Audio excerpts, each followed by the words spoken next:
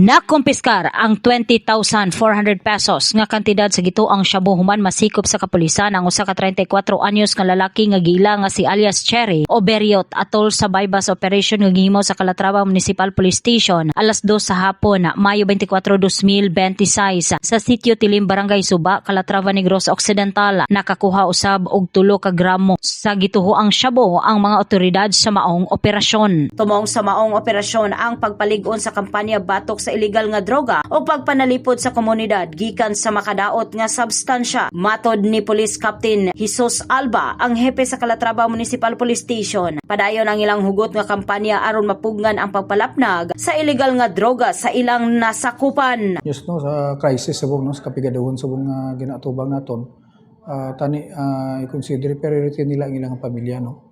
Yung tis nga ibakan nila sang illegal nga droga, ibakan na lang nila sang bugas, no, makaon pa ila pamilya. Sumala usab sa dinakpan nga si alias Cherry nga gisugo lamang siya sa pagkuha sa maong butang. In the heart of changing lives, kini si Brigada Dixin Binihagan sa 89.3 Brigada News FM San Carlos, The Musica News Authority.